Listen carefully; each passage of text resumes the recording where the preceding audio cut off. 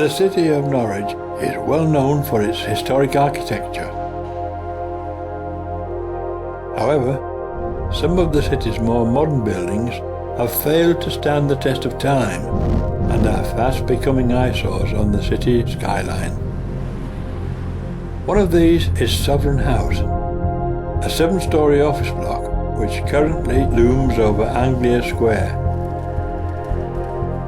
Originally designed by Norwich architects Allen Cook Associates, this brutalist-style edifice consists of 3 wings of glass and concrete protruding from a central hub topped with a brick tower. An interesting feature are the spiral staircases which overlook the bustling streets below.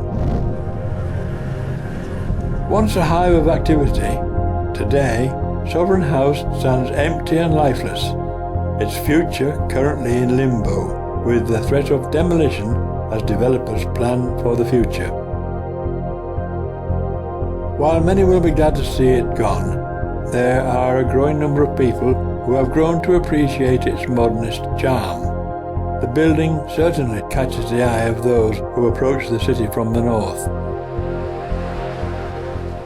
Originally built for Her Majesty's Stationery office, Sovereign House was constructed during the late 1960s, when the area around Magdalen Street was redeveloped to form the area currently known as Anglia Square. Following its completion, the HMSO moved most of its main operations from London to Norwich, where Sovereign House became bustling with more than 800 staff. At the heart of the building was the Sovereign Club Bar, where members had access to amenities such as table tennis and darts. However, the building did suffer from a number of critical design flaws. After 25 years, Sovereign House began to become too expensive to maintain, and while the nearby branch at St Crispin's House was given a major refurbishment in the mid-1990s, it was decided that Sovereign House was no longer fit for purpose, and in 1996 the building was closed down following privatisation of the HMSO. With little interest from potential occupiers, Sovereign House has remained closed ever since, with the building slowly falling into decay and disrepair. Occasional police training exercises and acts of mindless vandalism have all deteriorated the inside, while nature slowly reclaims each of the 7 floors. Today the only residents of Sovereign House are wild birds who hopelessly try to escape from the dark, damp corridors lined with fallen lights and dangling cables. So, with our unnamed team of urban explorers, we take a closer look at this former stationery office, bringing the footage of the site in its current condition before it's too late. The team are joined by former civil servant Reg Walker, who worked at Sovereign House from 1968 until the building's closure in 1996. Today, Reg is the editor of a nostalgia website for former HMSO employees. After 17 years, he has come back to revisit his old haunt. The team begin at the warehousing lobby on the ground floor, where Reg locates the former staff entrance to the building. That was the entrance for the staff, this side, Yeah. and this was the door when we had a messenger. The messenger sat there and checked your passes. So they'd all come in this way. That way was only for the warehouse people. So the messenger would sit there and check your passes. The team ascend to the first floor, where Reg is drawn to a door in the east wing. So on there. First aid room, that was it. First aid room. That's what they used to call it. I'm not feeling very well. We used to have blood donor sessions, and they were done in the bar. And if anybody felt a bit peely-wolly, they brought in here. Oh dear. Good. Let's have a look, see who the first aid officers were. Oh, these are always fairly modern, 94, yeah. Tracy Cooper, oh, lovely girl. She works in Virgin Money now. Deborah Todd, she was in the laboratory. Vera Neve, yeah, she worked in supplies. Sue Prutton, I saw her recently. She works in Blicklin Hall as a guide. A couple other names I don't really know because it's a reasonably modern one, 94. The team then make their way to the main reception. Located on the upper level of the Anglia Square shopping centre, this was the main entrance to Sovereign House. This was the main entrance. If people parked in the car park, came in that way, it just came up the steps again. You got your passes checked. Up there, straight in there into the lifts, or in there was the Sovereign Club bar. Yeah, that's right. And that's about it for in there, really. Reg climbs the stairs and the team venture towards the Sovereign Club bar. Oh, how many times I've heard those words said, yeah, here we go into the bar. A place for members of staff to relax. The bar was home to the Sovereign Club darts team and had an adjacent table tennis room. Oh dear. Everything always looks small, doesn't it? There was a Madeline Daines, his mother, served behind the bar, and she died a year or so ago, and we had a picture of her with big, Pat O'Shea, who was the window cleaner, who'd been to prison for VAT fraud when it wasn't all that popular thing to do, serving him a drink. And I think that's on the website, if you might be able to use that at some stage. The team come across a number of documents which Reg analyses. Oh, sovereign staff places, the stuff. This is 1977. I've got a plan of the beer store. Oh, a few people will like the look of that. Reg then takes the team to the north wing. This here, this was the executive suite where the controller was. And if I can just show you something along here. Reg leads the team to the former controller's office, where he comes across an old telephone directory. Oh, if that's a phone directory, please let it be a phone directory. We're looking for one of these for ages. It'd be worth coming in if it's just that. But this was where the controller worked. Ooh. Ooh. Ah. Ooh. Oh.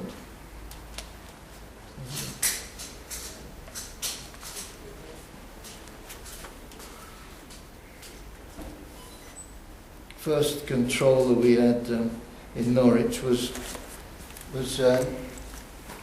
Harry Pitchforth, but he didn't last very long. He retired, and then we had Clifford Bayliss, and they used to do whatever it was they did from in here. And those wasted envelopes, George Roper wouldn't be happy. Reg and the team then venture up to the third floor, where Reg has some interesting news for one member of the team. I really have the feeling your father said it was in this room. Really? Yeah. That's strange. Nick's father, Charles Stone, worked here as an accountant after joining the HMSO in 1968. He remained here until he retired in 1977. But unfortunately died 6 years later in 1983. I'm sure I would put him round about here, from my memory, this sort of area. Yeah, Mrs. Dole over there, Vince Fitzgibbon, Terry Dickey, faffing about, nice old soul. Granville Reed worked in here. He was the bookkeeper for a bit, and then Vince Fitzgibbon did it. and Chris Randall was the HEO, and he was in the little room opposite. That door, that was a room. It wasn't always this long. So it was wall here. Yeah, that's it. Definitely, yeah, all that's been ripped out. That's why I'm slightly confused. But the room was about this size. That'd be it. 2 doors in it. That's it. So it was here? Yeah, in there. Sure he'd be there. Yeah. About there. Before long, Reg finds himself in the 3rd floor messenger's room.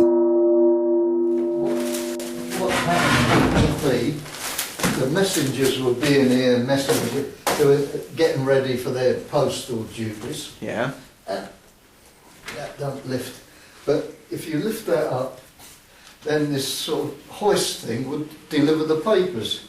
Right. And then the papers for this floor, they pull them off and divide them up into the 4 or 5 messengers who'd stick them all in their trolleys and go around the corridors to deliver them to the people. And this is a transit envelope, which has got, if I remember right by reading it, 108 little blocks on it.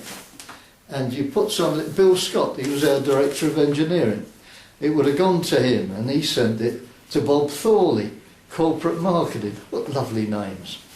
Who sent it to David Davis, who sent it to Larry Lewandon, who sent it further to Ian Bonner, then to Bill Scott again, then to Mike Harvey. And the idea was, instead of wasting envelopes, new ones, you use this envelope all the time until it had worn out. But there's nothing in it, unfortunately, but it's interesting to have an envelope that started from Bill Scott and went to Bob Thorley, not to you, but it is to me. Next, the team lead Reg into a mysterious darkened room in the north wing.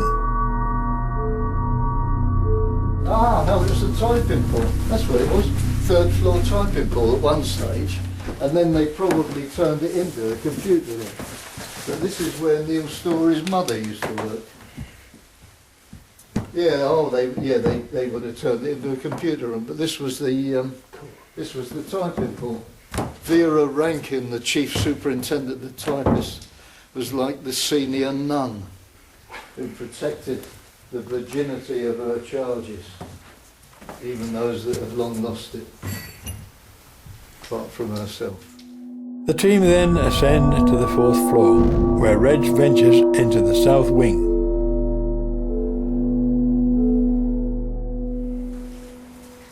This looks lovely.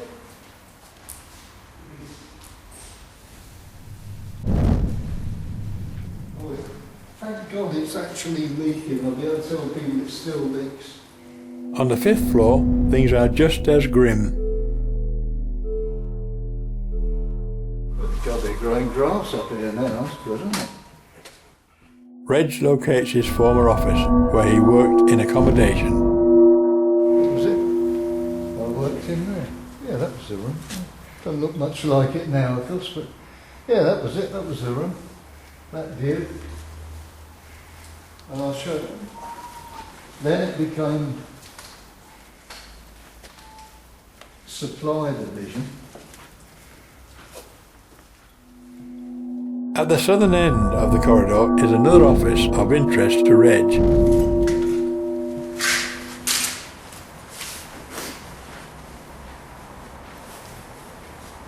Yeah, that was it. I used to work in this room. At one stage, about 1970 I was in here. They've messed about with it again, but it was probably down to about there.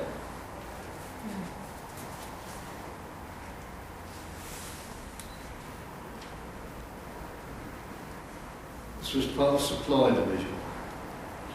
I'll take a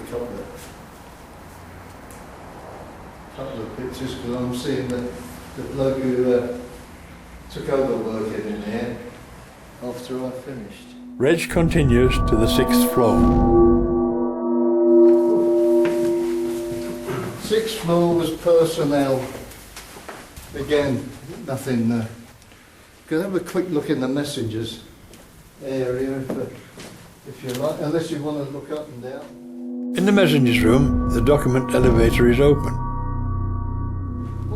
used to do, from my memory of it, was that they would load it up with, they put one of these in the, you can't actually move that up obviously, they put that into the lift and they pushed this to which floor they wanted it to go to.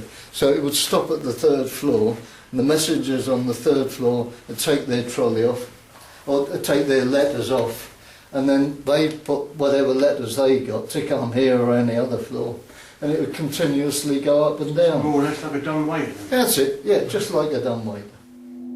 Pressing on, Reg continues along the east wing and climbs the spiral staircase to the 7th floor, leading into the rear of the canteen. The canteen.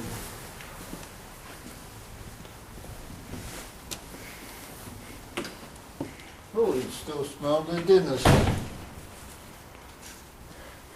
Lovely, lovely. It was had a little lounge area just there for coffee, and there was a sort of coffee bar thing I think eventually built, which was quite good. But the canteen they just served from in there. All the tables along here, people just sat wherever they wanted and ate up and left the stuff, and the people had come and collect it all, wash it up, that was it. And then they prepare twice a day, mornings and afternoons. They'd send a tea trolley round with tea, coffee.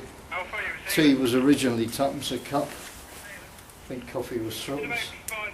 And things like bread and butter pudding, cakes and various other odds and ends, bars of chocolate for you.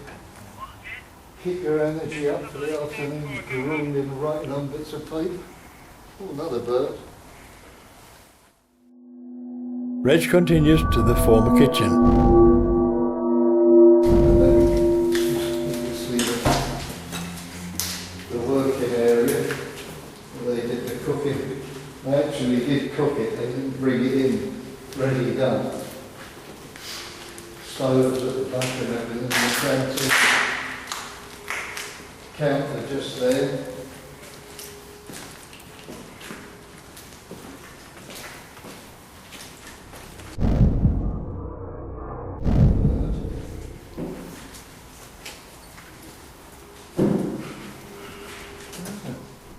Above the kitchen is the stub tower. Although of little interest to Reg, the team continued up the narrow stairway to the tower.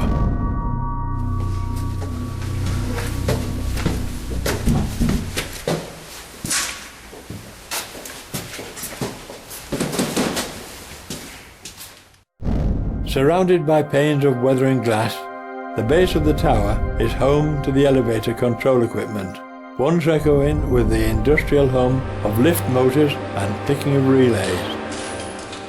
The brick section above houses the building's water tank, and today is lined with radio masts currently still in use.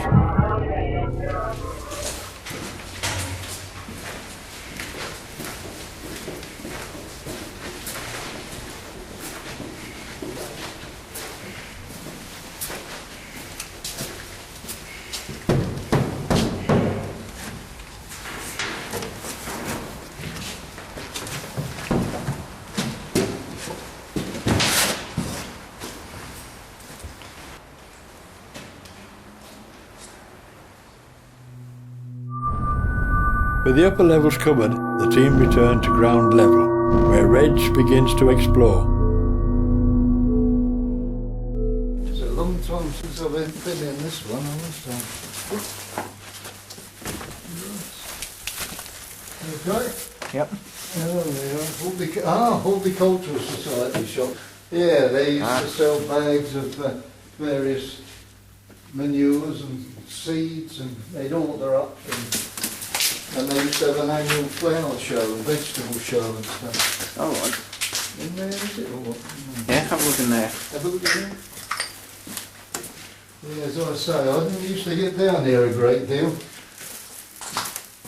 Oh my God, plenty of stuff though. Oh yeah.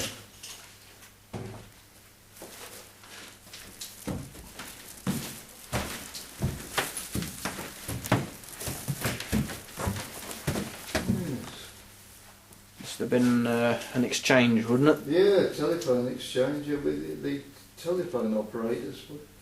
Was that the first or second floor? First floor, I think. They certainly weren't down here anyway, originally. Further down the corridor is one of the building's record offices. Oh yeah, the old DRO.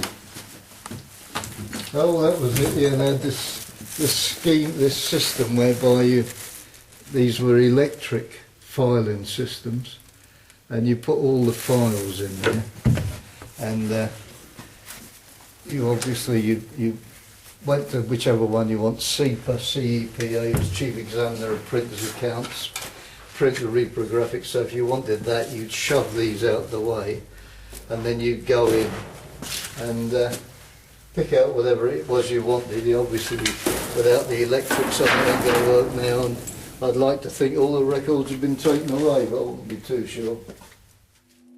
Reg finds a pile of leftover documentation behind one of the racks. You could spend a happy couple of hours here if you worked in our publishing division, I should think. Clip file. One of our old clip files. Oh, warehouse collection, and that was, yeah, Roy Sayer worked in the warehouse. This would have been the deliveries of stuff down to the station or whatever. Yeah, one of our old clip files that was used. And that concludes the team's visit to Sovereign House. With the help of Reg, who worked here for over 20 years, it's interesting to see how this empty shell was once bustling with people, doing such a variety of different tasks. However, it's also interesting to see how much deterioration has occurred in such a relatively short period. While some will be sad to see this modernist masterpiece disappear from the Norwich skyline, you can see why the building puts off potential occupiers, and that the only choice is demolition. However, the demolition will pave the way towards the much-needed redevelopment of Anglia Square, bringing this area of Norwich into the 21st century.